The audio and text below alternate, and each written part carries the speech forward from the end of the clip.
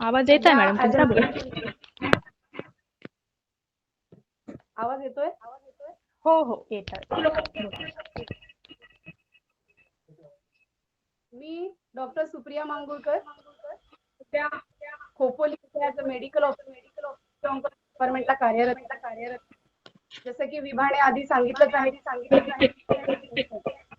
आज जागतिक आरोग्य दिनानिमित्त सगळ्यांना जागतिक आरोग्य दिनाच्या हार्दिक हार्दिक शुभेच्छा. आज कॅन्सर या विषयावर बोलण्यासाठी मला संधी देण्यासाठी मी माझ्या सगळ्या मित्रमैत्रिणींचे धन्यवाद. कॅन्सर हे नाव ऐकताच सगळ्यांना थोडं घाबरल्यासारखं वाटतं, कारण विषयच तसा आहे. सगळं आजकाल एवढे आजार वाढलेले आहे की त्यांना कॅन्सर म्हटलं की घाबरल्यासारखं होतं. असं वाटतं किती मोठा आजार झालाय आणि हा कुणाला होऊ नये असंही लोकांना वाटतं. त्यामुळे कॅन्सर हा आपण त्या कॅन्सरपर्यंत पोहोचू शकू की नाही पोहोचू शकू, त्याला वाचवता येतं की नाही वाचवता येत, किंवा त्यावर आपण उपचार करू शकतो का, याच्या उपचारानंतर रुग्ण बरे होतात का, असे विविध प्रश्न आपल्या सगळ्या बांधवांना, मित्रमैत्रिणींना आणि परिवारातील लोकांना असतात. तर आपण जसं विभाणी म्हटल्याप्रमाणे कॅन्सर हा शरीरातील सगळ्या अवयवांमध्ये होऊ शकतो. पण का सगळेच कॅन्सर बरे होणारे असतात का? किंवा जे कॅन्सर प्रत्येक अवयवामध्ये होतात त्याची लक्षणं, त्याची चिन्ह आपल्याला आधी ओळखता येतात का? तर नाही.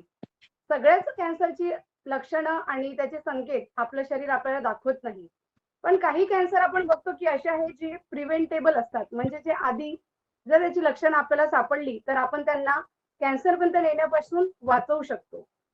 तर यापैकी 3 कॅन्सर आहेत, जे म्हणजे मुखाचा कर्करोग, स्तनाचा कर्करोग आणि गर्भाशय मुखाचा कर्करोग. हे 3 कॅन्सर प्रिव्हेंटेबल मानल्या जातात, कारण याची जी लक्षणं आहे ते आपलं शरीर आपल्याला कॅन्सर होण्याच्या आधी म्हणजे पूर्वावस्थेमध्ये आढळून येतात, ही आपलं शरीर आपल्याला दाखवतं. तर ही लक्षणे कोणती, याबद्दलच आज मी तुम्हाला थोडक्यात माहिती देणार आहे. सर्वप्रथम बघूया कर्करोग, कॅन्सर म्हणजे काय? तर कर्करोग हा असा आजार आहे ज्यामध्ये शरीरातील पेशी ज्या आहे अनियंत्रितपणे त्यांच्यामध्ये वाढ होते. अनियंत्रित म्हणजे जसं आपल्या सगळ्यांना माहिती आहे की आपलं शरीर हे पेशींपासून बनलेलं आहे आणि पेशींमध्ये सतत विभाजन होतं आणि या पेशीपासूनच सगळे अवयव तयार होतात. ही प्रक्रिया सतत शरीरामध्ये चालू असते. जुन्या पेशी खराब होतात, त्या मरतात आणि त्यांची जागा ती नवीन पेशी घेतात. पण कधी कधी जर या सुव्यवस्थित प्रक्रियेमध्ये जर खंड पडला, ही जी प्रक्रिया सतत चालू आहे, जुन्या पेशी खराब होऊन मरण्याची आणि त्याची जागा नवीन पेशींनी घ्यायची, ही जर प्रक्रियेमध्ये जर मध्ये खंड पडून जर एखादी पेशी अशी तयार झाली जी खराब झालेली आहे आणि त्याच्यामध्ये अनियंत्रितपणे वाढ होते आहे, तर ती पेशी अनियंत्रितपणे वाढ होऊन ती जागा, चांगल्या पेशीची जागा ती खराब पेशी ऑक्युपाय करणार आणि त्याचा जो आहे तो ट्यूमर मध्ये रूपांतर करणार. तर हे ट्यूमर, आपल्याला प्रश्न पडला असेल की सगळ्याच पेशी खराब झाल्यावर किंवा एखादी पेशी जी असेल ती अनकंट्रोलपणे जर वाढत असेल तर काय या सगळ्याच पेशी आपल्या ट्यूमर पर्यंत घेऊन जातात का? तर नाही. सगळ्याच पेशी या ट्यूमर किंवा कॅन्सर पर्यंत नेणाऱ्या नसतात. पण काही पेशी असतात ज्या बेनाईन म्हणजे एका जागेवरच वाढणाऱ्या, तर काही पेशी या जागेवरून एका जागेवरून दुसऱ्या जागी किंवा एका अवयवातून दुसऱ्या अवयवापर्यंत पसरणाऱ्या असतात. तर आपण बघूया की त्या कर्करोगाची सामान्य कारणे काय काय असतात. सर्वप्रथम आपण बघतो, सगळ्यांना माहिती असणारं कारण म्हणजे तंबाखू. आता आपण बघतोय जगामध्ये किंवा आपल्या भारतातही तंबाखूचं उत्पादन खूप मोठ्या प्रमाणावर होतं. भरपूर लोक अशी आहेत जी तंबाखूचे सेवन करतात, आधीपासून करत आलेले सुद्धा, आणि नव्याने जी पिढी आहे त्यामध्ये पण तंबाखूचे सेवन आपल्याला जास्त प्रमाणात दिसून येतं. सर्व कर्करोगांसाठी तंबाखू हा मुख्य जोखमीचा घटक मानला गेला. तर आपण बघूया की कर्करोगाची अशी बाकी काही सामान्य कारणे आहेत काय. तंबाखू किंवा तंबाखूजन्य उत्पादने, मद्यपान, वाढते वय, वाढते वजन, तसेच काही प्रमाणात अनुवांशिकता किंवा हल्ली हॉर्मोनल ट्रीटमेंटचा ट्रेंड सगळीकडे आलेला आहे. काही केमिकल्स आहे ज्याचं प्रमाण आपल्या शरीरामध्ये बाहेरील वस्तू वापरल्याने होत आहे. काही रेडिएशन, काही युव्ही रेज, तसेच विविध प्रकारचे जे व्हायरसेस असतात त्याचं संक्रमण आपल्या शरीरावर होत असतं. आणि आजकालच्या लाईफस्टाईलमुळे, जीवनशैलीमुळे, आहार नीट न घेतल्यामुळे आपल्या शरीरामध्ये रोग प्रतिकारक क्षमता जी आहे ती कमी कमी होत चालली आहे. तर ही कमी कमी होत असणारी रोग प्रतिकारक क्षमता पण आपल्याला विविध रोगांना, विविध आजारांना आमंत्रण देण्यासाठी पुरेशी उपयोगी असते. त्यामुळे ही जी काही सामान्य कारणे आहेत ती कर्करोगासाठी आपण म्हणू शकतो. सर्वप्रथम आपण बघूया तोंडाचा कर्करोग. आपल्या सर्वांना मी चित्रात दाखवल्याप्रमाणे ही असते आपल्या तोंडाची रचना. आपल्या मुखामध्ये साधारणतः 2 ओठ, दोन्ही बाजूचा गालाचा भाग, जीभ, वरची टाळू, खालची भाग, जिव्हाचा आजूबाजूचा भाग आणि काही प्रमाणामध्ये दात. तर ही सगळी तोंडाची पोकळी आपण चित्रात बघू शकता. तर तोंडाचा कर्करोग जो आहे, सगळ्यांना प्रश्न असा पडला असेल की फक्त घशामध्ये किंवा गळ्यामध्ये यामध्येच होतो का? जिभेला, गालाला किंवा ओठांना हा कर्करोग होऊ शकतो का? तर हो, तोंडाच्या आतील जेवढा पण भाग आहे, त्या सगळ्या भागांमध्ये आपल्याला दिसेल की कर्करोग तोंडाचा हा कोणत्याही भागात होऊ शकतो. आपण पुढे बघूया की तंबाखू आणि कर्करोगाचा संबंध काय? तर जसं मी तुम्हाला सांगितलं की तंबाखू हा सगळ्यात मोठा आणि महत्वाचा जोखमीचा घटक मानला गेला आहे. तंबाखूमुळे दरवर्षी 8 ते 9 लोकांचा मृत्यू होतो आणि 2020च्या सर्व्हेमध्ये असं माहिती पडलंय की 40 सेकंदाला प्रत्येकी एकाचा मृत्यू या तंबाखूच्या सेवनाने झालाय. आता भारतामध्ये कर्करोगाचे प्रमाण किती आणि कसे? गेलेल्या निदर्शनाच्या सर्व्हेनुसार असं कळलंय की 4 लाख कर्करोगाच्या केसेस आपल्याला भारतात आढळून आल्या. त्यापैकी 1.3 दशलक्ष केसेस ज्या होत्या या रक्तवाहिन्यांच्या आजाराच्या होत्या आणि 7 दशलक्ष ज्या होत्या त्या फुफ्फुसाच्या आजाराच्या. तर भारतामध्ये तंबाखू हा किती प्रकारे खाल्ला जातो? त्याच्या वापराचं प्रमाण काय आहे? तर आपल्याला सगळ्यांना माहिती आहे की तंबाखू हा विविध प्रकारे वापरला जातो. तो सिगारेटच्या रूपामध्ये, चघळून खाण्याच्या रूपामध्ये किंवा मग त्याला पेस्ट म्हणून पण वापरलं जातं.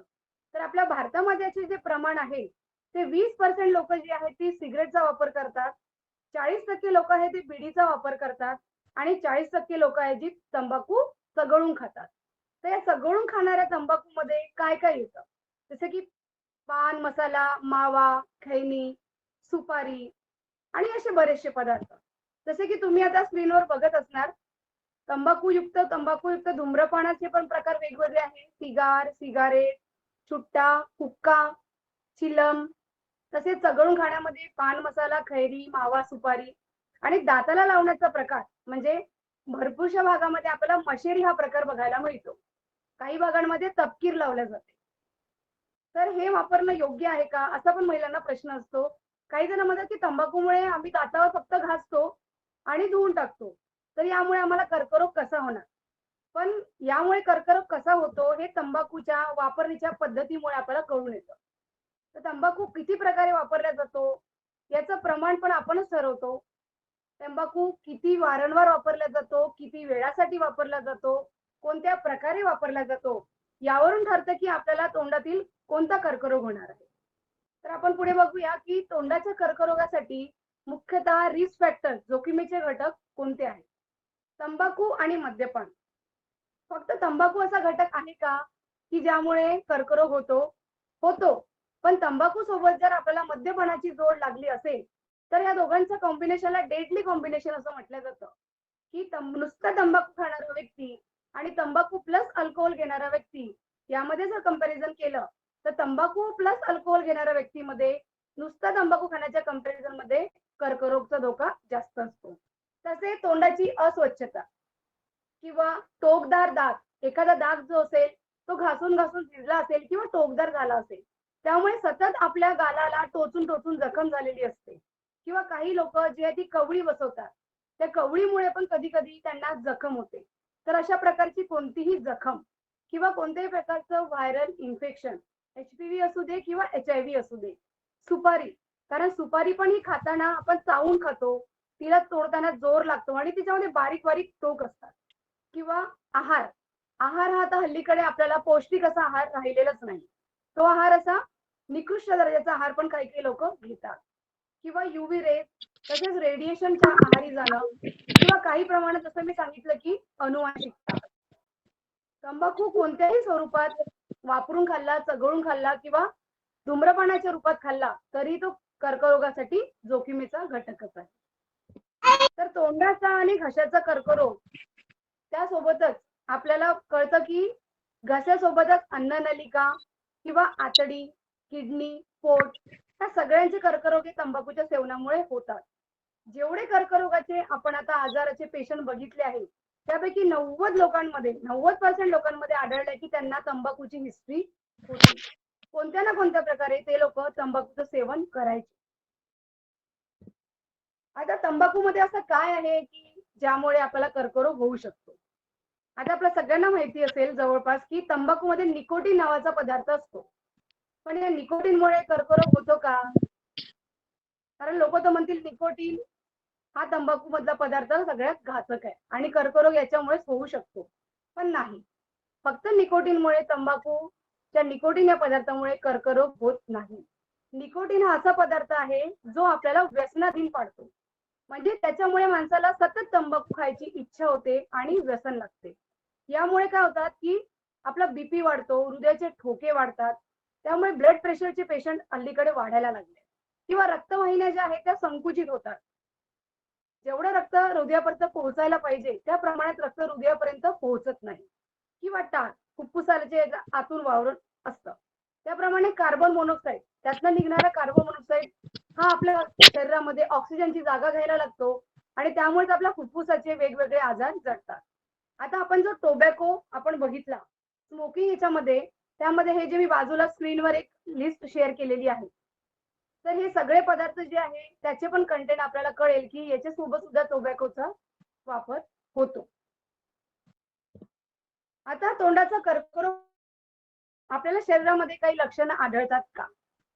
जसं आपण सगळ्यांना वाटत असेल की कर्करोग मला होऊ नये, तर याच्यासाठी मी काय काळजी घ्यावी, काय लक्षणं असतील की ज्यामुळे मला कर्करोग लवकरात लवकर ओळखता येईल? तर आपण बघूया, कर्करोग होण्याच्या 8-10 वर्षापूर्वी आपल्याला काही सामान्य लक्षणे आपल्या शरीरामध्ये दिसतात आणि ती दिसायला कशी असतात हे मी तुम्हाला सांगणार आहे. तर तोंडामध्ये कोणत्याही प्रकारचा पांढरा चट्टा. आता पांढरा चट्टा कोणता? पांढरा चट्टा असा पण येऊ शकतो किंवा जखम झाली तरी येऊ शकतो. पण असा पांढरा चट्टा ज्याला तुम्ही ब्रशने जर घासून बघाल, कितीही खरवडलं तरी तो पांढरा चट्टा जशाचा तसा असतो, तो निघत नाही. तसेच तोंडामध्ये तयार होणारा कोणत्याही प्रकारचा लाल चट्टा. कधीही जखम झाली तर आपण गोळ्या औषधी घेऊन ती जखम बरी करतो. पण अशी जखम जी महिने, 2 महिने, 3 महिने गोळ्या औषधोपचार घेऊन सुद्धा बसत नाही, नीट होत नाही, ती जखम वाढतच जाते, अशी बरी न होणारी जखम. किंवा आपल्या सगळ्यांना माहितीच आहे की तोंड उघडण्यासाठी आपल्याला आपली 4 बोटं जी आहे पूर्णतः आपल्या तोंडात गेली पाहिजे. एवढा 4 बोटाचं अंतर आपलं तोंड उघडण्यास पुरेशी आहे. पण काही लोक असतात ज्यांची तंबाखू गुटखा खाण्याच्या सवयीमुळे त्यांच्या तोंडात ही 4 सरळ बोटं जात नाही. त्यांचे फक्त 2, 1 इतकीच बोटं आतमध्ये जातात. तर अशी जे व्यक्ती आहे ज्यांना तोंड पूर्णतः उघडण्यास असमर्थता येते, ते सुद्धा याच्या कर्करोगाच्या पूर्व लक्षणांमध्ये येतात. तसंच थुंकीतून रक्त येणं, घट्ट किंवा पातळ अन्न गळताना आपल्याला त्रास होणं किंवा ह्या ज्या मान आहे या मानेभोवती आपल्या गाठी असतात, त्या गाठी जर आपल्याला वाढलेल्या वाटत असतील तर ते सुद्धा आपल्या मुखाच्या कर्करोगामध्ये येतं. किंवा आपल्याला सतत होणारा खोकला, त्यामुळे खोकलू खोकलू आवाजात होणारा बदल.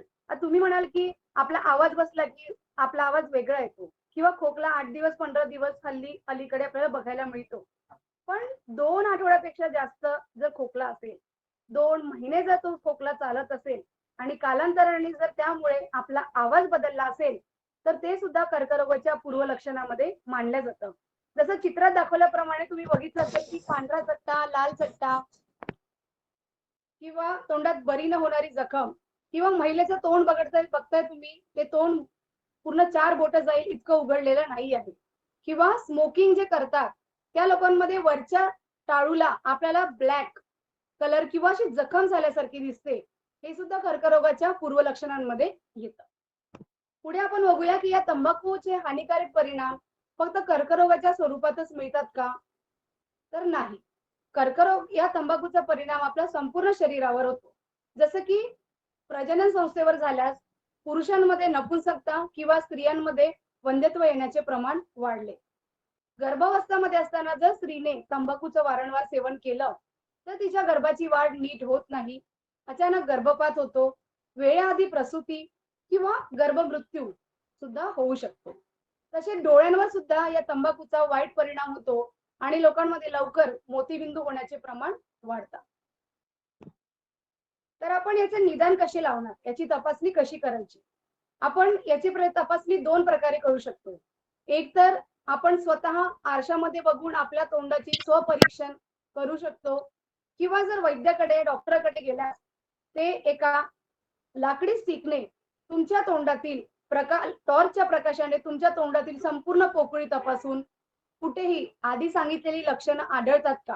कोणता पांढरा चट्टा, लाल चट्टा, एखादी जखम किंवा तोंड उघडण्यास असमर्थता किंवा कोणतेही वेगळे लक्षण आपल्याला दिसतं का? हे डॉक्टर आपल्या टॉर्चच्या सहाय्याने आपल्या तोंडातील पोकळी तपासून आपल्याला सांगू शकतात. आता तोंडाच्या कर्करोगाचे उपचार केले तर कर्करोग बरा होऊ शकतो का? किती जणांना मनात असा प्रश्न असेल की कर्करोग जर मला झाला तर हा कर्करोग बरा होईल का? तर उत्तर आहे हो. पण जर त्याचे लवकरात लवकर निदान झाले तर. जसं आपण बघतो की उपचारांमध्ये शस्त्रक्रिया सगळ्यांना माहितीच आहे. जर तोंडाचा हा कॅन्सर जर प्रथम अवस्थेमध्ये असेल तर शस्त्रक्रिया करून आपण तेवढा भाग काढून त्या माणसाला वाचवू शकतो. जर पुढची अवस्था जर त्याची आली तर आपण त्यामध्ये त्याला तेवढा भाग काढून वाचवू शकतो, पण त्यानंतर त्या व्यक्तीला पूर्णतः व्यंग येतं चेहऱ्याला आणि त्याची पूर्वावस्था ही बिघडून जाते. जर एकदम पुढच्या ऍडव्हान्स स्टेजला जर असेल तर त्यानंतर तुम्हाला शस्त्रक्रिया, रेडिएशन, किमोथेरपी किंवा औषधोपचार ह्या सगळ्या गोष्टी घेऊन सुद्धा कधी कधी पेशंट वाचत नाही. तर आपण बघतोय की 80 ते 90% जे आहे ते लोक वाचू शकतात, पण त्यांचं निदान जर लवकर झालं तर आणि लवकरात लवकर जाऊन त्यांनी डॉक्टरांकडे तपासणी केली तर. यापुढे आपण बघूया की या तोंडाच्या कर्करोगापासून आपण प्रतिबंध कसं करू शकतो. तर कोणत्याही प्रकारच्या तंबाखूचं सेवन सर्वांनी टाळायला पाहिजे. ते कोणत्याही प्रकारचं असू द्या, सिगारेटच्या रूपात असू द्या, गुटखा, मावा, खैनी, पान मसाला कोणत्याही प्रकारात असू द्या, पण तंबाखूचं आणि मद्यपान याचं कॉम्बिनेशनचं सेवन टाळावे. तोंडाची स्वच्छता नेहमी असावी. तसेच तोंडाचे स्वपरीक्षण रोज आपण ब्रश सगळे करतोच, पण ब्रश केल्यानंतर किती जण आहेत की ते आपल्या तोंडाची पोकळी तपासतात की माझ्या वरच्या ओठाला, खालच्या ओठाला, आतील भागाला काही झालंय का, कोणत्या प्रकारचं लक्षण दिसतंय का, वेगळी त्वचा, काही कलर रंग चेंज झाला आहे का? तर नाही. पण यानंतर आपण सगळ्यांनी आता नियमित हे करायचं आहे की आपला ब्रश झाल्यानंतर आपण तोंडाची संपूर्ण तपासणी आरशामध्ये बघून स्वतः करू शकतो. तसेच काही लक्षण आढळल्यास डॉक्टरांकडे लवकरात लवकर जायचं आहे. आणि आहारामध्ये नेहमी हा पौष्टिक आहार घ्यायचा आहे. हल्लीकडे फास्ट फूड कडे लोक वळली आहेत. भरपूर लोक पिझ्झा, बर्गर, समोसा हे सगळे पदार्थ पसंत करतात. मोठी माणसंच नाही तर छोट्या मुलांना सुद्धा या सगळ्या गोष्टी खायला खूप आवडतात. पण जेवणामध्ये त्या गोष्टींसोबतच सकस आहार असायला पाहिजे. पुढे आपण बघूया की तंबाखूबद्दल असणारे गैरसमज. आता काही लोकांना वाटतं की सिगरेट ही बिडीपेक्षा सुरक्षित आहे. का? तर सिगरेट हे फिल्टर असतं, मिथेनॉल वालं असतं किंवा आमच्या याच्यामध्ये जास्त निकोटीन नाही आहे. पण हे चुकीचं आहे. सिगरेट असो व बिडी त्याच्यामध्ये तंबाखूचं प्रमाण असतं, तंबाखू हा कंटेंट असतो. त्याच्यामुळे सुरक्षित यापैकी काहीच नाही. काही महिलांना असं वाटतं की मशेरी हा जो प्रकार खाल्ला जातो त्यामध्ये तंबाखू हा तव्यावर भाजून त्याला जाळतात आणि जाळल्यामुळे त्यांचं म्हणणं असतं की यातले सगळे कंटेंट आहे ते नष्ट होतात तंबाखू मधले. पण मला सांगायचं तुम्हा सगळ्यांना की तंबाखू तव्यावर किती पण भाजा, कितीही जाळा, तंबाखू हा त्याचा गुणधर्म सोडत नाही. तंबाखू हा तंबाखूच असतो आणि त्याचं प्रमाण तुम्ही कोणत्याही प्रकारात वापरलं तर ते तुम्हाला कर्करोगापर्यंतच घेऊन जाणार. त्यावर दुसरा काही उपाय नाही. त्यामुळे हे सगळे खायचे जे प्रमाण आहे तंबाखूचे सेवन टाळणे आणि नियमित व्यायाम करणे हेच आपलं एकमेव प्रतिबंध. आता बालकांमध्ये पण जे होतात ते पॅसिव्ह स्मोकिंगमुळे काही जण म्हणतात की मी तर यापैकी तंबाखूचा कोणताही प्रकार वापरलेला नाही, पण तरीही मला कर्करोग झाला. तर का झाला? तर याचं प्रमाण आहे पॅसिव्ह स्मोकिंग. पॅसिव्ह स्मोकिंग म्हणजे आपल्या आजूबाजूला जी लोक असतात ती जवळ बसून जर आपल्या सिगरेट ओढत असतील तर त्यातून निघणारा जो धुवा आहे तो धुवा जो आहे बाकीचे लोक आपल्या आतमध्ये घेतात आणि त्याच्यामुळेच त्यांच्यामध्ये वारंवार दमा, खोकला किंवा काही फुफ्फुसांचे आजार तयार होतात. यालाच आपण पॅसिव्ह स्मोकिंग असं म्हणतो. आता आपण वळूया स्तनाचा कर्करोग. तर स्तनाचा कर्करोग यापेक्षा तुम्हाला दिसलं असेल की स्तनाची इमेज मी दाखवलेली आहे. एका महिलेमध्ये 2 स्तनाची एक जोडी असं असतं. ही त्याची नॉर्मल अॅनाटॉमी. तर स्तनाचा कर्करोग आहे स्तनाच्या ग्रंथीमध्ये होणारा एक कर्करोग. तर ही घातक गाठ जी असते ती स्तनांच्या पेशीमध्ये सुरू होते आणि पुरुष किंवा स्त्रिया ही दोघांमध्ये होऊ शकते. पण स्त्रियांमध्ये पुरुषांच्या कंपॅरिझन मध्ये या कर्करोगाचं प्रमाण जास्त आहे. 2020 मध्ये असं दिसलंय की जगभरात 23 लाख महिलांना ब्रेस्ट कॅन्सरचं निदान झालेलं आहे आणि त्यापैकी 6,85,000 महिलांचा मृत्यू हा फक्त ब्रेस्ट कॅन्सरमुळे झाला. तर हे प्रमाण गेल्या काही वर्षांमध्ये खूप जास्त वाढलेलं आहे आणि 2020च्या अखेरीस असं आपल्याला कळलंय की 5 वर्षांमध्ये 7.8 दशलक्ष स्त्रियांना स्तनाचा कर्करोगाचं निदान झालं, पण त्या स्त्रिया त्यांना वाचवू शकलो आहे. त्यांचं निदान लवकर झालं. पण याचा अर्थ असा होतो का की कर्करोग झाला नाही? झाला आणि याचं प्रमाण पण खूप जास्त वाढलेलं आहे.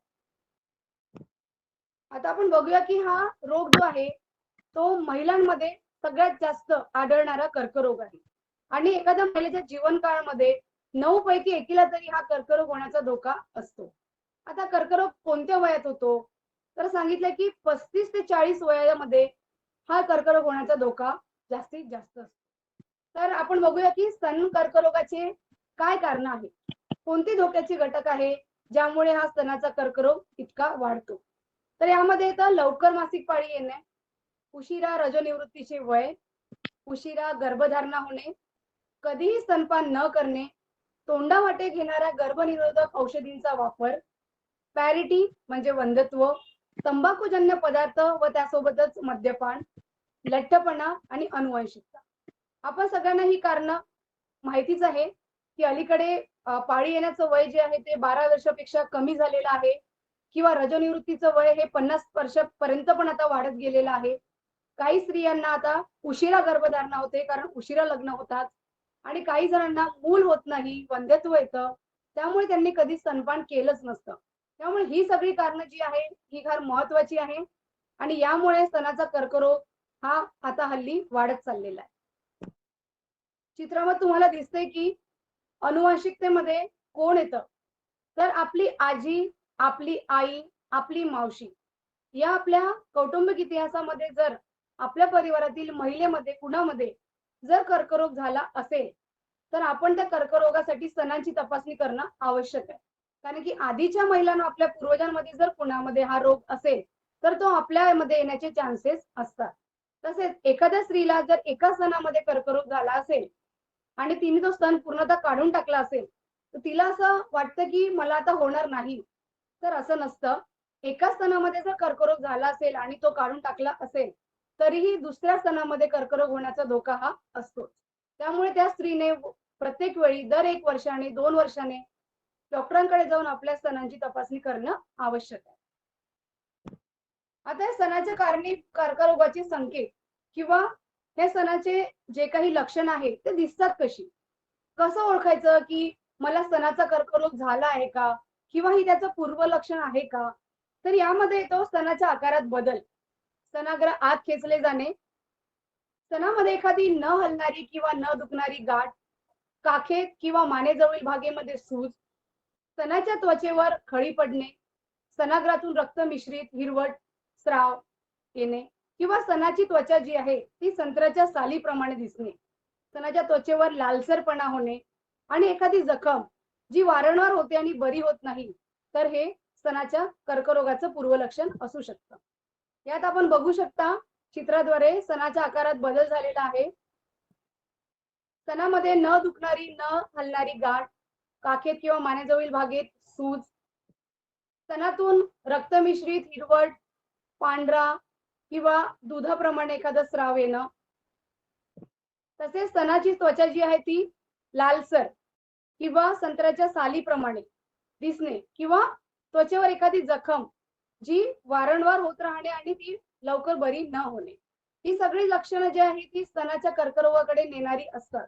त्यामुळे महिलेला जर यापैकी कोणतेही कर्करोगाचं लक्षण आढळत असेल, तर त्या महिलेने लवकरात लवकर डॉक्टरांना दाखवणं गरजेचं आहे. आता या स्तनाची कर्करोगाची आपण लवकर निदान कसं करणार? आपण सगळ्यांनी जाणून तर घेतलं की लक्षणं दिसतात. पण माझ्यात जर यापैकी एकही लक्षण दिसलं नाही, तर मी तरी पण स्वतःची तपासणी कशी करायची? तर ही तपासणी जी आहे, ज्या महिलेला मासिक पाळी येते, तिने पाळी चालू होण्याच्या 10व्या दिवशी दर महिन्याला आपल्या स्तनांची तपासणी करायची आहे.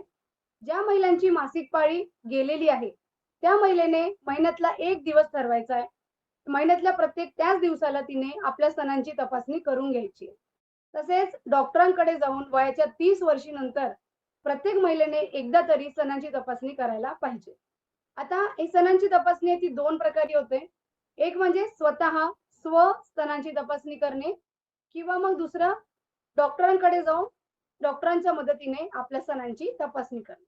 आता मी तुम्हाला पुढे दाखवते, की आपल्याला जर घर बसल्या स्वतःच्या स्तनांची तपासणी करायची असेल, तर घरच्या घरी आपण दर महिन्याला ती कशी करायची?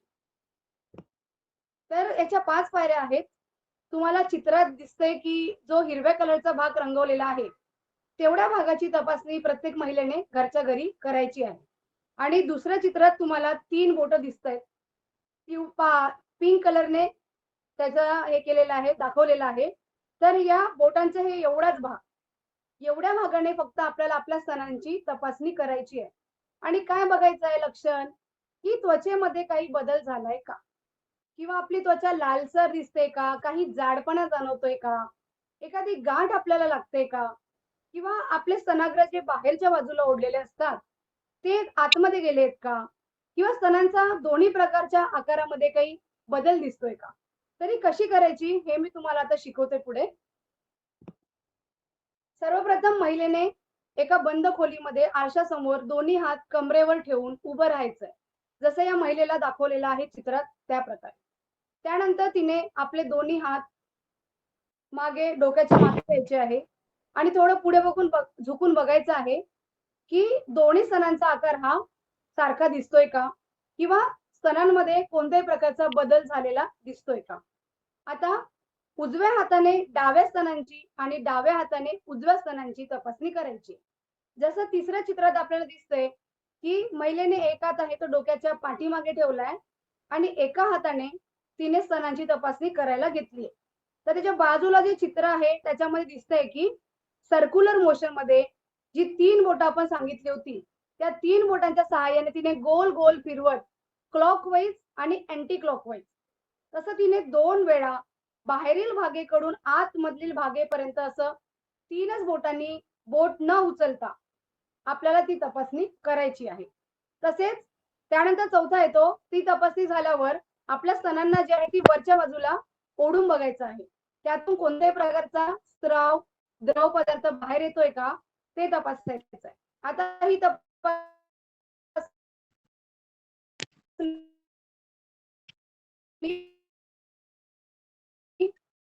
बसून पण डाव्या स्तनाची उजव्या स्तनाची डाव्या हाताने तपासणी करू शकतो. त्यानंतर आपण या कर्करोगाचे निदान कसे करू शकतो? जर एखाद्या महिलेला या तपासणी दरम्यान गाठ असेल, तर आपण एफएनएससी पद्धतीने त्याचं पेशीचं काही द्रव काढून त्याची तपासणीला देऊ शकतो किंवा बायोप्सी जे सगळ्यात गोल्ड स्टँडर्ड मानलं जातं कर्करोगाच्या निदानासाठी. बायोप्सीसाठी छोटासा मोहरीच्या दाण्या एवढा तुकडा घेऊन तो तपासणीला देतात.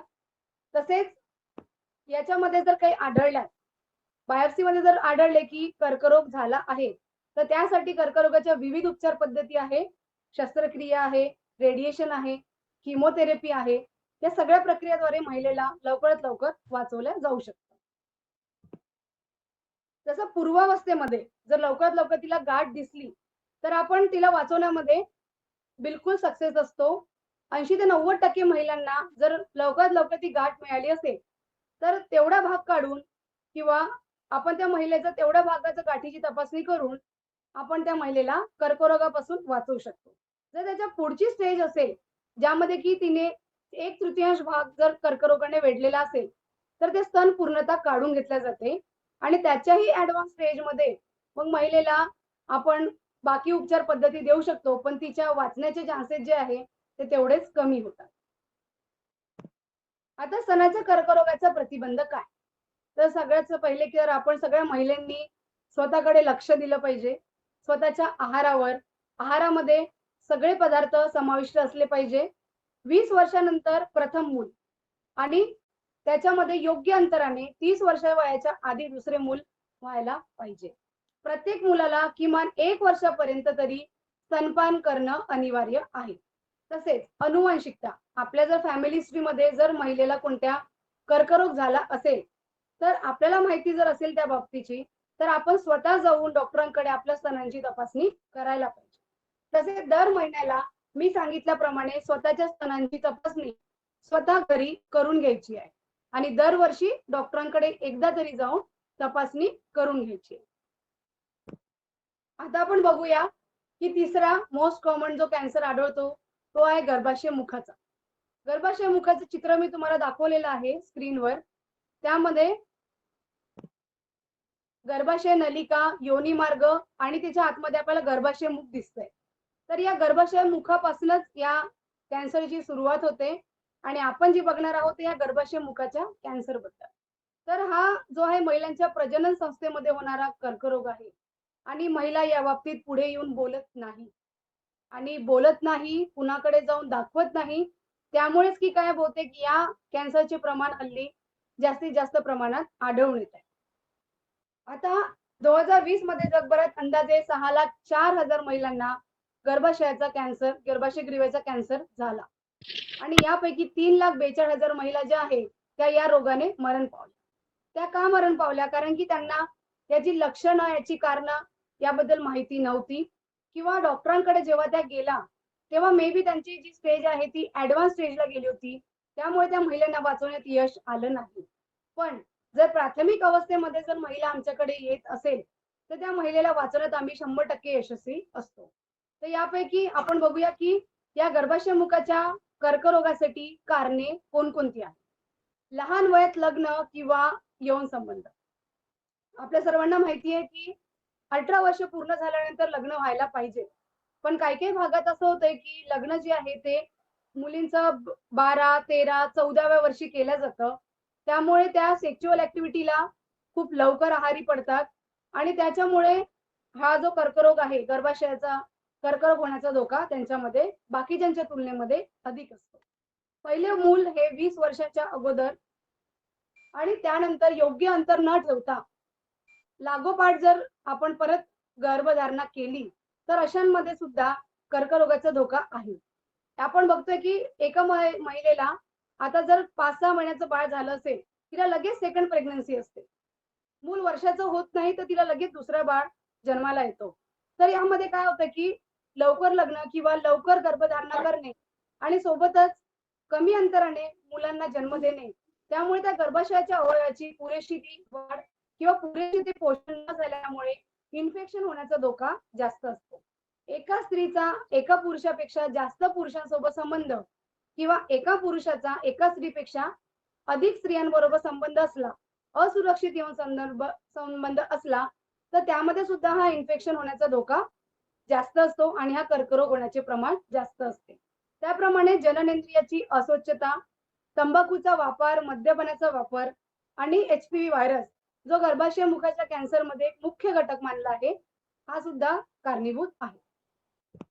आपण बघू शकता चित्रामध्ये आपल्या गुप्तांगाची किंवा जननेंद्रियाची स्वच्छता नीट न ठेवणे, एका महिलेचे जास्त पुरुषांसोबत संबंध किंवा महिलेची लवकर गर्भधारणा आणि योग्य अंतराने त्यांच्यामध्ये मूल जन्माला न येणं, तसेच कोणत्याही प्रकारचा तंबाखूचा वापर. आता आपण बघूया की या गर्भाशय ग्रीवाच्या मुखाच्या कॅन्सरची लक्षणं कशी असतात. जर एखाद्या महिलेला वाटत असेल की मला हा धोका होऊ शकतो तर माझी कारणं मी कशी शोधायची, तर ती याप्रमाणे की योनी मार्गातून आपल्या सतत घाणेरडा वास येणं.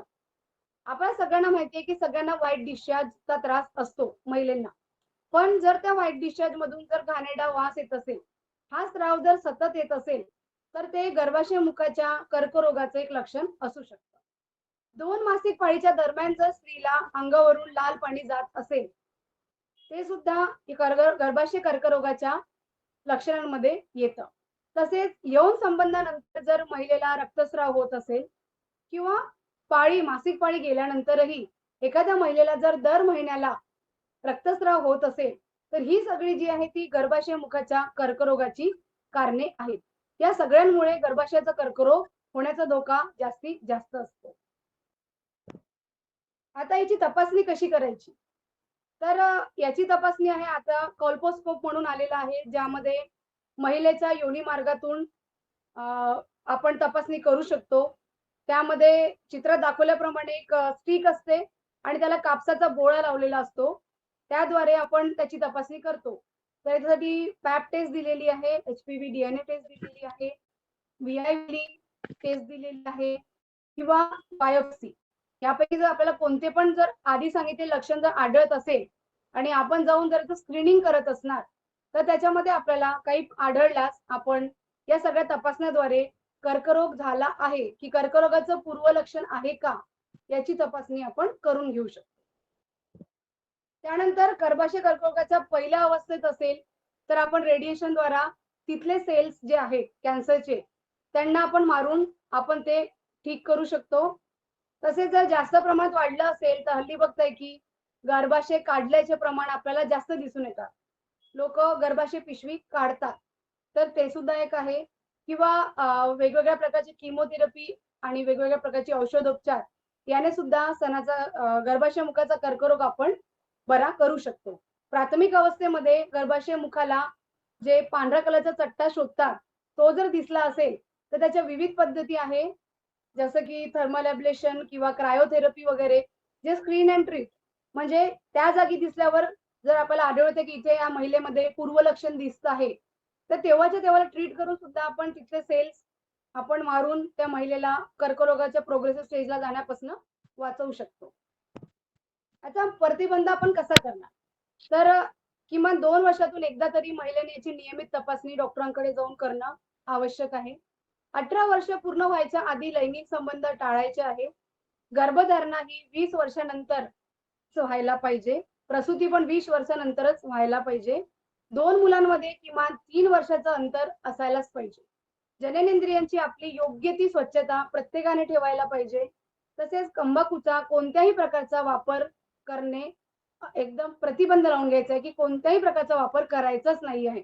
आणि महिलेने एकापेक्षा अनेक साथीदारांसोबत अनैतिक संबंध ठेवू नये किंवा एका पुरुषाने अनेक स्त्रियांसोबत असुरक्षित यौन संबंध ठेवणे टाळावे. तसेच कंडोमचा किंवा इतर ज्या काही वापर करण्याच्या पद्धती आहेत, प्रिव्हेंटिव्ह मेजर्स जे दिलेले आहेत, त्याचा वापर करणे, पौष्टिक आहार घेणे आणि आता एचपीव्ही लसीकरणचं पण चालू आहे. ती गव्हर्नमेंट करून आल्यानंतर ती सगळ्यांना देण्यात आल्यानंतर ते सुद्धा एक प्रिव्हेंटिव्ह मेजर म्हणून बघितलं गेलं आहे. So thank you all of you. आणि आपण जसं बघितलं की सगळी कारणं, सगळी लक्षणं ही अगदी सगळ्यांना सोपी भाषेत सांगण्याचा मी माझ्याकडून प्रयत्न केला आहे.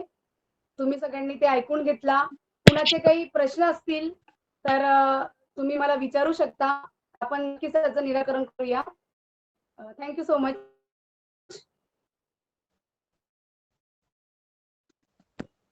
थँक्यू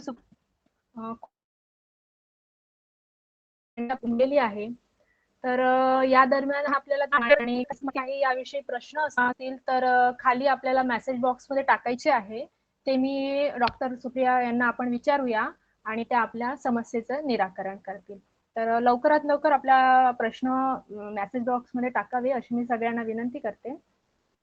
तर डॉक्टर सुप्रिया, माझ्याकडे एक प्रश्न आलेला आहे ब्रेस्ट कॅन्सर संदर्भाने, की ब्रेस्टमध्ये जी एखादी गाठ असेल, ती गाठ प्रत्येकच गाठ ही कॅन्सरची असू शकते का, की काही वेगळ्या पण गाठी असू शकतात?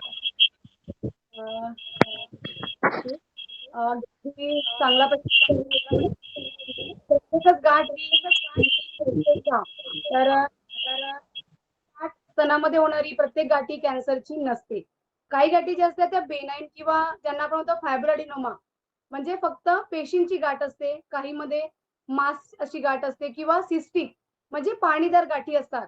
काही गाठी या हानिकारक नसतात आणि प्रत्येक गाठ ही कॅन्सरकडे नेणारी नसते.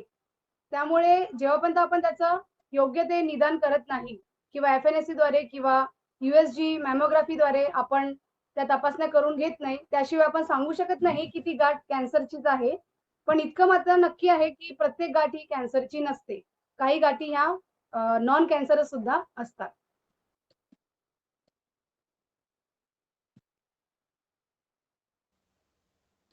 थँक्यू सुप्रिया. यानंतर आपल्याकडे एक दुसरा हे आलेला आहे, प्रश्न आलेला आहे.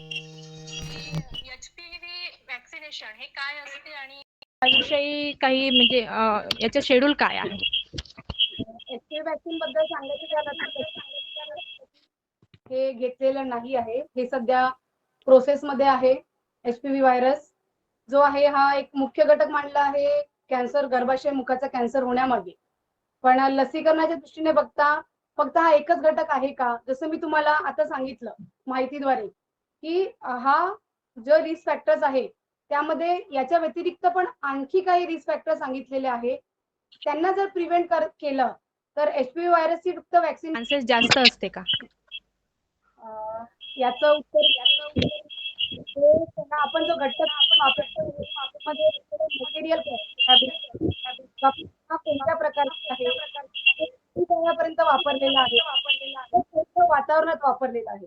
कारण अलीकडे रिसर्च मध्ये असं पण पाहण्यात मिळालं आहे की काश्मीर सारख्या भागामध्ये जे आहे लोक काय करतात, गरम कपडे वापरतात थंडी असल्यामुळे आणि ते आग पेटवतात आणि त्याच्या जवळ ते बसले असतात.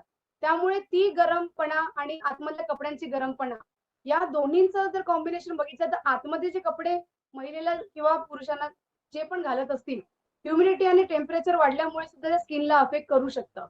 त्यामुळे स्किन कॅन्सर होण्याचे जे प्रमाण आहे ते आपण कपडे किती कालांतराप्रमाणे वापरतो, किती वेळासाठी वापरतो, किती प्रमाणात घट्ट असतात आणि त्याचा कपड्यांचा सूत काय आहे, त्याचं फॅब्रिक काय आहे याच्यावर डिपेंड करतं.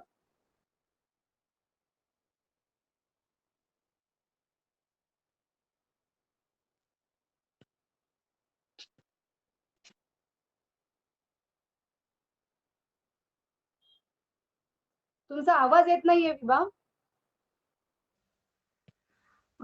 आता येते आवाज? हा. तर कॅन्सरचं निदान लागलं की पेशंटला सरकारतर्फे काही आर्थिक पाठबळ मिळते का? काही अशा योजना आहे का की ज्यामध्ये पेशंटला आर्थिक मदत मिळेल?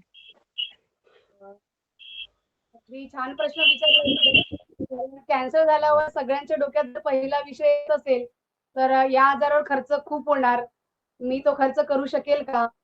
आणि आर्थिकदृष्ट्या प्रत्येक व्यक्ती हा श्रीमंत असा नसतो किंवा खूप पैसेवाला नसतो, त्यांना असा हा विचार येतोच. तर सरकारमध्ये यासाठी पण योजना असतात. आता टाटा कॅन्सर हॉस्पिटल हे जे मेनली कॅन्सरवर काम करतं, यामध्ये या सगळ्या सुविधा दिलेल्या आहेत. ज्यांच्याकडे राशन कार्ड जे असतं ते केशरी पिवळ्या कलरचं असेल किंवा आर्थिकदृष्ट्या त्यांची परिस्थिती नसेल तर त्यांचा सगळा उत्पन्नाचा दाखला आहे ते सगळं बघून त्यांना MSW डिपार्टमेंट म्हणजे सोशल वर्कर डिपार्टमेंट जे असतं त्यांच्याकडून पण आर्थिक पाठबळ मिळतो. तसेच एक विभाग असतो ज्यामध्ये तुमची प्रोफाईल पूर्ण बघितल्या जाते, तुमचं कम्प्लिटली कॅन्सरचं निदान लागलेलं आहे, तुम्हाला जर काही किमोथेरपी किंवा रेडिएशन किंवा अन्य काही ट्रीटमेंटची गरज आहे तर त्यासाठी तुम्हाला तुमचं आधार कार्ड किंवा आता जे आभा कार्ड सगळ्यांनी काढलं असेल ज्यामध्ये 5 लाखापर्यंत सवलत आहे, तर त्यांना त्या योजना किंवा आणखी काही योजना आहेत योजना किंवा राजीव गांधी योजना, या योजनेच्या लाभामुळे सुद्धा त्यांना आर्थिक पाठबळ दिला जातो.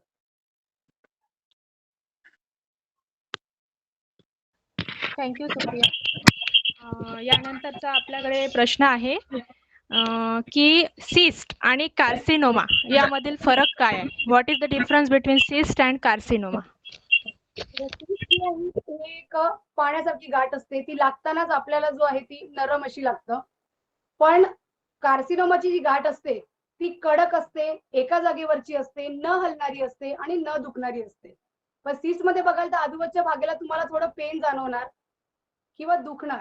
त्यामुळे हा डिफरन्स बघता कॅन्सरची जी गाठ असते ती तुम्हाला हाताला जरा कडक आणि हार्ड लागणार, तर या गाठीकडे लक्ष देणं, एका जागेवरची न हलणारी आणि न दुखणारी गाठ, याकडे लक्ष देणं जास्त गरजेचं आहे.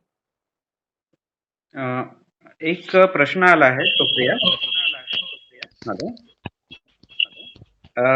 हा बोला सर, बोला. वॅक्सिन बद्दल प्रश्न आलेला होता की HPVचं शेड्यूल काय आहे म्हणून.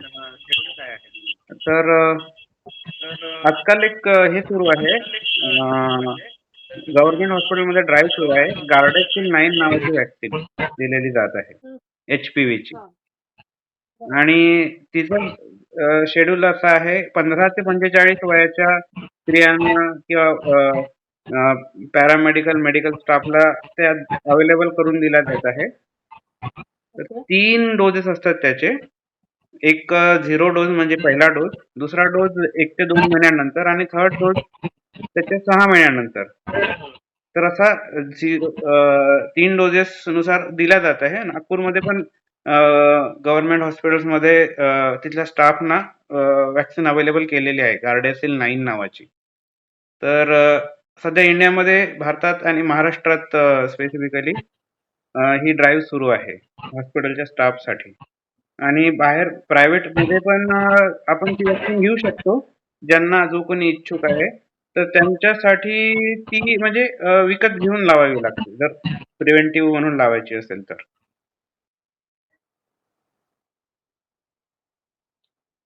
बरोबर. कधी घ्यायचं, कारण त्यांनी जो वयोगट आहे, काही लोक आहेत ते सेक्शुअल ऍक्टिव्हिटी खूप पण असतात ऍक्टिव्ह. रोग हा जो HPV संसर्ग जो आहे तो यौन संबंधातून पसरला जातो. त्यामुळे याच्यावर जर सांगायचं बोलायचं म्हटलं तर ही वॅक्सिन ती त्याच्या आधी पण द्यायला पाहिजे. आता जर घेत असेल तर कितीपत प्रिव्हेंटेबल आहे, कारण सेक्शुअली जर लोक ऍक्टिव्ह त्याच्या बाबतीत झाले असतील तर ह्या वॅक्सिनला प्रिव्हेंट करायसाठी सेक्शुअल ऍक्टिव्ह व्हायच्या आधी ते वॅक्सिन देणं गरजेचं आहे. हो, म्हणूनच ते 15 वर्ष ते 45 वर्षादरम्यान असं त्याचं हे आहे वॅक्सिनेशनचं एज ग्रुप. बरोबर. थँक्यू सो मच प्रणव, अगदी छान माहिती दिली आहे शेड्यूल बद्दल. ज्यांनी पण हा प्रश्न विचारला होता त्यांना नक्कीच याचं प्रश्नाचं उत्तर मिळालं असेल. थँक्यू डॉक्टर प्रणव आणि सुप्रिया, खूप छान प्रश्नाचं उत्तर दिलं. यानंतरचा एक प्रश्न आपल्याकडे आहे की गर्भाशय कॅन्सरमध्ये आपण जर गर्भाशय म्हणजे कॅन्सर झाल्यानंतर गर्भाशय जर काढलं त्या महिलेने, तर त्याचा काही आपल्या शरीरावर परिणाम होतो का, किंवा आपल्याला त्याचा त्रास होतो का? थँक्यू. गर्भाशय काढून टाकला म्हणजे कॅन्सर होणार नाही असं होत नाही. कारण जसं मी तुम्हाला सांगितलं की गर्भाशयाच्या मुखापासून कॅन्सर सुरुवात होतो. त्याच्यामुळे गर्भाशय पिशवी काढून टाकली पण मुख तर तिथे असतं. त्यामुळे जर त्यांचा परत त्या सगळ्या रिस्क फॅक्टरला जर माणूस पुढे गेला तर त्याच्या गर्भाशय मुखाला पण तो कॅन्सर होऊ शकतो. आणि गर्भाशय काढल्यानंतर त्याचे सिम्पटम हे दिसू शकतात. Okay, thank you. यानंतरचा आपल्याकडे एक प्रश्न आले आहे डॉक्टर सुप्रिया, की ब्रेस्ट कॅन्सरच्या दरम्यान आपण जर किमो घेत आहोत तर त्या किमोच्या दरम्यान आपण कोणत्या गोष्टी अवॉइड केल्या पाहिजे, म्हणजे वेगवेगळ्या लेवल्समध्ये कोणत्या गोष्टी आपण अवॉइड केल्या पाहिजे ज्याच्यामुळे आपल्याला त्या किमोचा म्हणजे त्रास होणार नाही किंवा मग ती ट्रीटमेंट बरोबर होईल? ज्या पेशंटमध्ये दिल्या जातात स्टेज ऑलमोस्ट थर्ड स्टेजला आपण रेफर करतो. थर्ड स्टेज मध्ये मोस्टली कॅन्सर कितपत पसरलेला आहे ब्रेस्टमध्ये यानुसार त्याचं शेड्यूल ठरवलं जातं. म्हणजे प्रत्येकाचा किमोचा शेड्यूल तो सेम नसतो. त्यामुळे तो घेताना योग्य ती काळजी घ्यायची, ती डॉक्टरांच्या सल्ल्याने ते तुम्हाला सांगतात की तुम्हाला या दरम्यान तुम्हाला आहार काय घ्यायला पाहिजे किंवा तुम्हाला कोणत्या प्रकारचे औषधोपचार याच्यासोबत घ्यायला पाहिजे, हे स्वतः पर्सनली डॉक्टर तेव्हा त्यांना पेशंटनुसार सांगतात. कारण त्याचं शेड्यूल हे लगातार नसतं, त्याच्या ऍडव्हान्स स्टेज किंवा स्टेजनुसार ते ठरवलं जातं. त्यामुळे त्या त्यावेळी काय काय आपण प्रिव्हेन्शन घेतलं पाहिजे, काय काय उपाय केले पाहिजे, हे डॉक्टरच्या सल्ल्यानेच आपण घ्यायला पाहिजे. धन्यवाद. प्रश्न कोणाला जर असेल त्यांनी मेसेज बॉक्समध्ये टाकावे. कोणी हँड रेज करत आहेत तर त्यांनी मेसेज बॉक्समध्ये टाका. यानंतर आपल्याकडे एक प्रश्न आहे. What can we suggest for prevention of cancer like any specific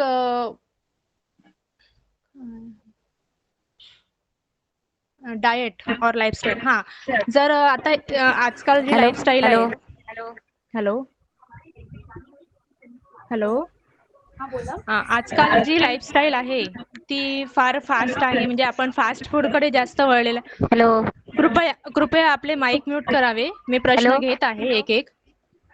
hello, hello सगळ्यांनी आपले डॉक्टर माईक म्यूट हॅलो करावं. हॅलो. हॅलो हा मॅडम, आपला माईक म्यूट करा आपण. हा. तर आपल्याकडे एक प्रश्न आहे की आजची जी लाईफस्टाईल आहे त्याचा परिणाम, जी आपण जसं फास्ट फूडकडे जास्त वळलेलो आहोत, तर त्याचा परिणाम कॅन्सरवर कशा प्रकारे होतो? फास्ट फूड हे फक्त एक कारण आहे, कारण फास्ट फूड तो पण ते आपल्या बॉडीमध्ये प्रमाणात होतं, त्याला पुरेशी एक्सरसाइज व्यायाम आपण करतो का? लाईफस्टाईल मध्ये आता आपण सकस किंवा पौष्टिक आहार असतो, जे काही धान्य पदार्थ आपण खातो ते सगळं रासायनिक सगळे संयोगे आलेलीच आहेत, खातो आहे. त्याच्यामुळे ते केमिकल युक्त जर आपण खातो आहे तर त्याला पचवायसाठी आपण आपल्या बॉडीची एक्सरसाइज, मेटाबॉलिझम कितपत करतो आहे त्याच्यावर सुद्धा डिपेंड करतं. आपण आपली जीवनशैली बदलवणार, पण कितपर्यंत बदलवणार? जीवनशैलीमध्ये फक्त आहारासोबतच बाकीच्या गोष्टी पण जर आपण आत्मसात करत असणार तर आपण प्रयत्न करावा की जास्तीत जास्त चांगला सकस आहार घ्यायचा, पौष्टिकजन्य पदार्थ टाळायचे, मद्यपानाचा सेवन टाळायचे आणि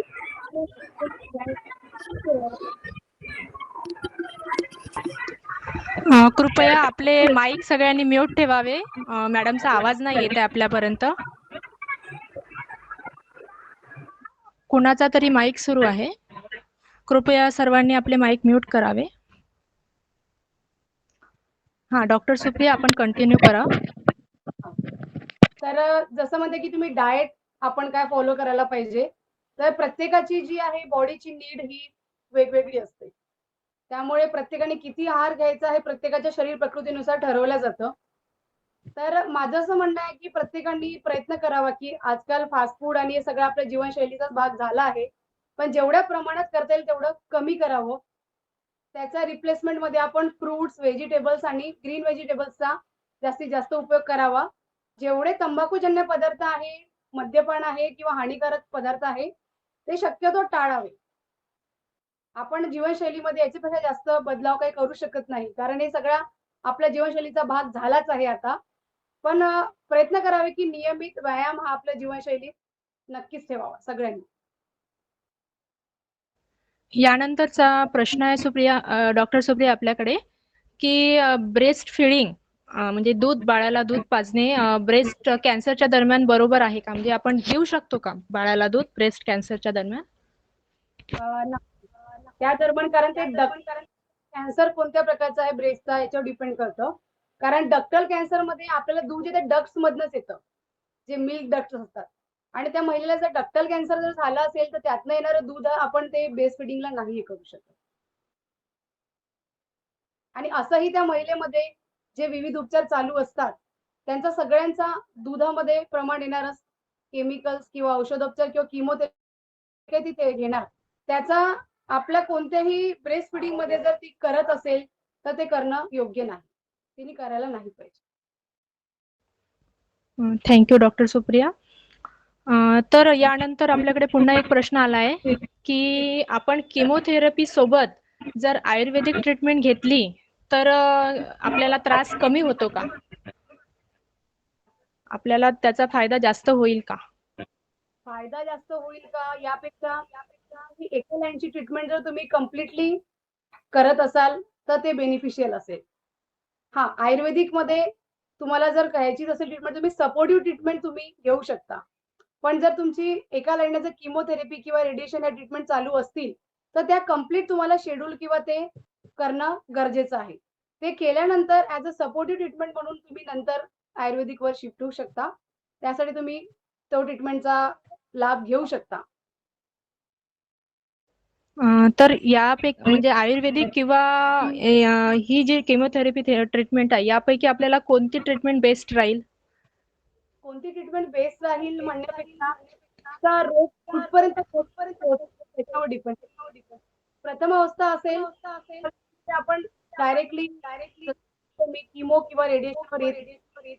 ॲडव्हान्स स्टेज असेल तर त्यावेळेस पेक्षा महत्वाचं की कर्करोगाला कमी करणं.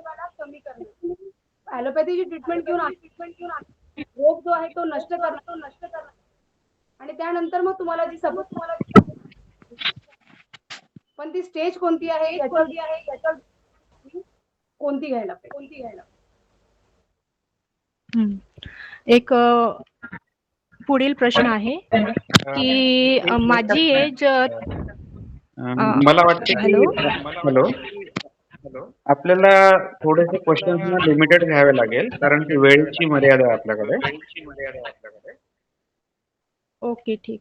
आता 2-3 प्रश्न म्हणजे एक 5 मिनिट आपल्याकडे आणखी आहे प्रश्न उत्तरांसाठी. ठराविक प्रश्न घेऊया आपण. मानसिक रोगावर जर काही तुम्हाला प्रश्न असतील तर डॉक्टर प्रणवला आपण पहिले आपण तर पहिले कॅन्सर बद्दल 1-2 प्रश्न घेऊन घेऊया म्हणजे जे महत्वाचे कन्सर्न आहे ते. तर यानंतरचा प्रश्न आहे डॉक्टर सुप्रिया की आपल्याला या दरम्यान किमो जे दिली जाते त्याचा परिणाम खूप जास्त शरीरावर पडतो. म्हणजे किमोलाच लोक घाबरतात. तर त्याचा परिणाम कमी करण्यासाठी त्याचा जो इफेक्ट आहे तो कमी करण्यासाठी आपण काही करू शकतो का? नाही. ते किमोचे जे ट्रीटमेंट आहे त्याचा जो परिणाम आहे तो होणारच. ती थोडी हार्ड असते. त्याचं किती प्रमाणात वापरलं जातं औषध त्याच्यावर अवलंबून असतं. प्रत्येकामध्ये त्याचा डोस किती असणार आहे त्यानुसार त्याच्या शरीरावर त्याचा परिणाम दिसून येतो. तसेच प्रत्येकाच्या शरीरामध्ये रोगप्रतिकारक क्षमता किती उरली आहे आणि किती त्याला ते रेझिस्ट करू शकतं किंवा स्वतः ती रोगप्रतिकारक क्षमता स्वतःमध्ये आणून त्याला सपोर्ट किती करतं त्या थेरपीला त्याच्यावर डिपेंड करतं. त्याच्यामुळे आपण असं म्हणू शकत नाही की मला कमी त्रास होईल किंवा समोरच्याला जास्त त्रास होईल. ते त्या पेशंटमध्ये असणारी रोगप्रतिकारक क्षमता ठरवू शकेल की त्याचा साईड इफेक्ट कितपर्यंत तुम्हाला होणार. Okay, thank you. यानंतर आपण वळूया डॉक्टर प्रणवकडे. डॉक्टर प्रणव, आपल्यासाठी एक प्रश्न आहे. जर एखाद्या व्यक्तीला कॅन्सर प्रेडिक्ट झाला तर त्याच्यावर त्याच्या मानसिक आरोग्याचा परिणाम पडतो का? Hello, doctor Pranav? हा. हॅलो? हॅलो. हा, तर प्रश्न असा आहे की जर एखाद्या व्यक्तीला कॅन्सर प्रेडिक्ट झाला तर त्याच्या उपचारावर व्यक्तीच्या मानसिक आरोग्याचा परिणाम पडतो का? नक्कीच. कॅन्सर ही अशी म्हणजे समस्या आहे त्याच्यामध्ये संपूर्ण तुमचं एक जीवन मरणाचा प्रश्न निर्माण होतो आणि सोबत तुमचं शरीर पण त्याच्यासोबत क्षीण होऊन जातं. स्वतः आजार म्हणा, त्याच्यानंतर किमो, रेडिओ भरपूर प्रकारच्या थेरपीज म्हणा. सो ह्या सगळ्या गोष्टीमुळे एक मानसिक आणि शारीरिक जो तणाव आहे तो त्याच्यावर येतो आणि त्याच्यामुळे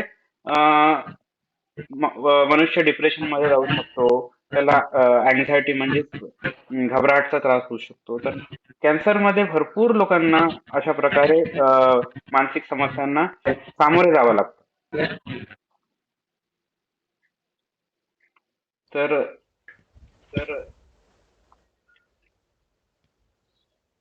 थँक्यू डॉक्टर प्रणव.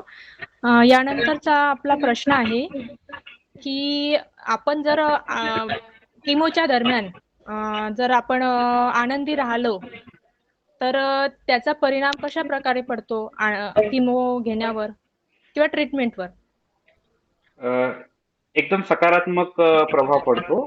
जर आपण कॉन्फिडेंट राहिलो, आपण सकारात्मक राहिलो, आनंदी राहिलो, तर पूर्ण ट्रीटमेंट आणि आपल्या याच्यावर उपचारादरम्यान होणाऱ्या रिस्पॉन्सवर त्याचा एक पॉझिटिव्ह परिणाम पडतो.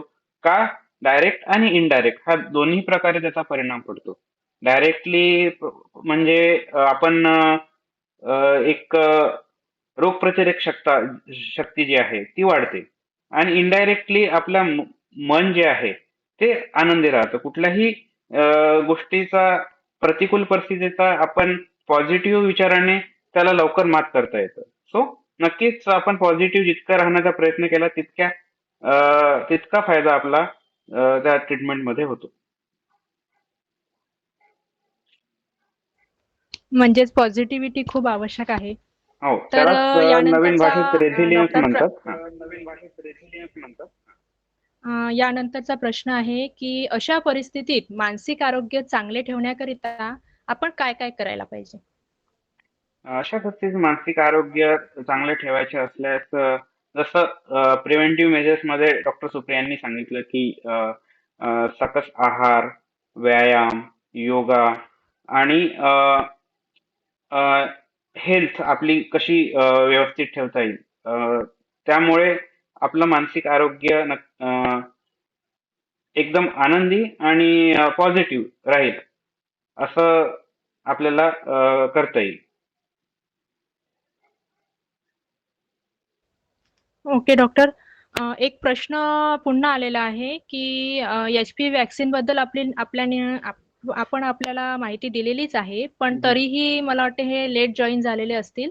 त्यांना HPV वॅक्सिन बद्दल पुन्हा जास्त माहिती हवी आहे. हा, HPV सध्या भारतामध्ये बऱ्याच प्रकारच्या वॅक्सिन्स आहेत. त्यापैकी एक प्रामुख्याने दिली जाणारी वॅक्सिन म्हणजे HPV गार्डेसिल 9 नावाची वॅक्सिन आहे. तिचे 3 डोसेस असतात.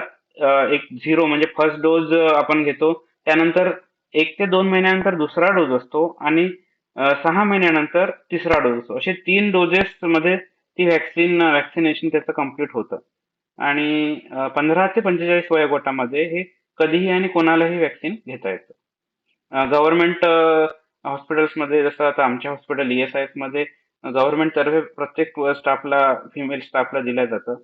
मेडिकलमध्ये पण दिलं जातं आणि ज्यांना घ्यायचं असेल तर त्यांनी परचेस पण करून घेता येतं. अशा ज्या ज्या ठिकाणी वॅक्सिनेशन प्रायव्हेटमध्ये अवेलेबल आहे त्या ठिकाणी ते घेता येतं. Thank you doctor. यानंतरचा आपल्यासाठी प्रश्न आहे की मानसिक तणाव ज्या लोकांना असते म्हणजे टेन्शन ज्या लोकांना असते त्या लोकांना कॅन्सरचा धोका अधिक जास्त असतो का? हो.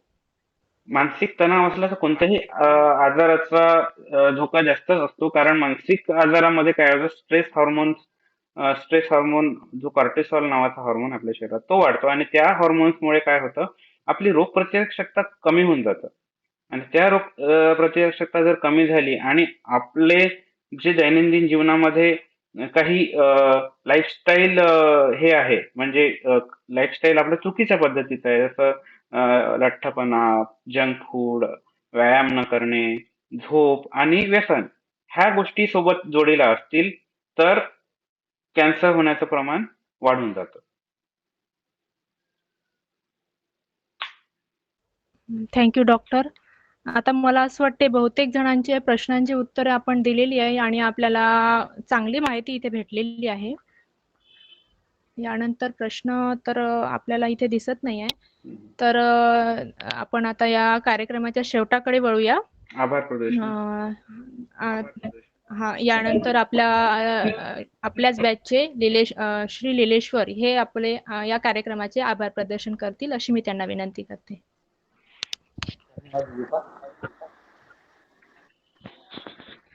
सन्माननीय आणि बघून राहिलेलं आहे एक तासापासून जे आपले जे जॉईन झालेले श्रोतागण आहेत आणि मान्यवर पण आहेत ते सगळे आपलेच आहेत आणि मला इथे आभार प्रदर्शनासाठी बोलवलं आणि मला एक प्रश्न पडला की जे पुष्कळदा मी ऐकलेलं आहे की कोणाचा आभार मानायचं तर आपल्याचं कधी आभार मानायचं नसतं, ते परक्यांचं मानायचं असतं. म्हणून मला एक कवितेच्या 2 ओळी सुचलेल्या ते मी तुम्हाला सांगतो. आभाराचे भार कशाला, उपकाराचे हार कशाला, एकमेकांच्या हृदयात राहू, या हृदयाला दार कशाला, या हृदयाला दार कशाला. आता आपले मान्यवर आणि श्रोतागण हे हमेशा एकमेकांच्या हृदयामध्ये आपण राज करत असतो. परंतु हरेक कार्यक्रमाची अपरिहार्यता आणि आयोजकांनी माझ्यावर जी जबाबदारी सोपवली आभार प्रदर्शनाची, आणि ती आभार प्रदर्शनाची जबाबदारी सोपवल्यामुळे ते मला ती पूर्ण करावीच लागेल. परंतु हा कार्यक्रम आयोजन करण्याच्या अगोदर आम्ही सगळ्या आयोजकांनी खूप चर्चा केली, आणि चर्चा केल्यानंतर एक कार्यक्रम यशस्वी होण्यासाठी खूप मोठं दडपण मनावर आमच्यावर होतं. कारण की आम्ही जेव्हा डॉक्टर सुप्रियाला कॉल केला होता, तेव्हा त्यांनी त्यांची जी वैयक्तिक काही कारण होते, आणि त्या कारणाने त्यांच्यामध्ये असं वाटलं होतं की ते या कार्यक्रमाला हजर राहू शकणार नाही, आपल्याला मार्गदर्शन करू शकणार नाही, असं आम्हाला वाटलं होतं. परंतु नंतर त्यांनी स्वतः फोन करून आम्हाला सांगितलं का होकार दर्शवला, तर मी एवढी मोठी अडचण असून, वैयक्तिक अडचण असून सुद्धा त्या या कार्यक्रमाला मार्गदर्शनासाठी हजर राहिल्या. आणि कॅन्सरवर त्यांनी, डॉक्टर सुप्रियाने खूप छान असं मार्गदर्शन केलं, जे आपल्या जीवनामध्ये हमेशा उपयोगात पडेल, आणि माझ्यासाठी सुद्धा, इतरांसाठी, सगळ्यांसाठी उपयोगात पडेल हे आम्हाला माहित आहे. आणि श्रोत्यांचे प्रश्न जे आहे, जे विचारलेले आहेत, त्याचे श्रोत्यांचे प्रश्न समाधानकारक त्यांनी नाही का उत्तर दिले. त्यासाठी मी माझ्या आयोजकांकडून आणि मी स्वतः त्यांचे खूप खूप आभार मानते. त्याचसोबत डॉक्टर पोहाने यांचं खूप बिझी शेड्यूल आहे, आणि त्या बिझी शेड्यूल मधून वेळात वेळ काढून आपल्यासाठी आहे. आणि कॅन्सर म्हणलं ते खूप मानसिक, म्हणजे कोणाला कॅन्सर झाला तर त्याच्यावर एक खूप मोठा मानसिक तणाव पडतो, आणि त्या मानसिक तणावापासून निघण्यासाठी एक काही जी उपाय योजना आहे, कसं हँडल करायचं त्या मानसिक तणावाला, त्यांचं मार्गदर्शन डॉक्टर पवार यांनी खूप असं छान मार्गदर्शन केलं. त्यासाठी मी त्यांचे खूप खूप मनापासून मी आभार मानतो. आणि त्याचसोबत कोणताही कार्यक्रम झाला तर श्रोतागण आवश्यक असतो. आता श्रोतागण नसला तर तो कार्यक्रमाची पूर्तता होत नसते, यशस्वी होत नसते. तर त्यासाठी खूप मोठ्या प्रमाणामध्ये श्रोतागण ह्या कार्यक्रमाला उपस्थित राहिले, आणि शांततेने, आणि आपले स्वतःचे प्रश्न पण नाही का मान्यवरांना विचारले, आणि त्याच्यापासून समाधान स्वतःच झालं त्यांचं. हा, ते श्रोतागण उपस्थित राहिल्यामुळे ह्या कार्यक्रमाची अजून खास शोभा वाढली. त्यासाठी त्या श्रोतागणांचे मी मनापासून आभार मानतो. त्याचसोबत आमची जे टेक्निकल टीम आहे, जे हे गुगल लिंक असो, हे तयार करणे हे थोडंसं अडचणीचं होतं, आणि ते सगळे अडचणी असून सुद्धा त्यांनी ह्या सगळ्या टेक्निकल जे इश्यूज आहेत ते सॉल्व्ह केल्या. त्यासाठी त्या पूर्ण टेक्निकल टीमचं मी मनापासून आभार मानतो. त्याचसोबत कोणताही कार्यक्रम असो, की प्रत्यक्ष किंवा अप्रत्यक्षपणे कोणत्या हर एक घटकाचा त्यामध्ये कार्यक्रमाला हातभार लागतो, आणि त्याचं काही त्या कार्यक्रमामध्ये काही उद्गार पण होत नाही. परंतु त्यांचं पण धन्यवाद देणे किंवा आभार मानणे गरजेचं आहे. तर अशा सगळ्या घटकांचं मी मनापासून आभार मानतो, आणि आयोजकाकडून मी अशी जाहीर करते की हा कार्यक्रम आता इथंच विराम देण्यात येते, संत असं जाहीर करतो.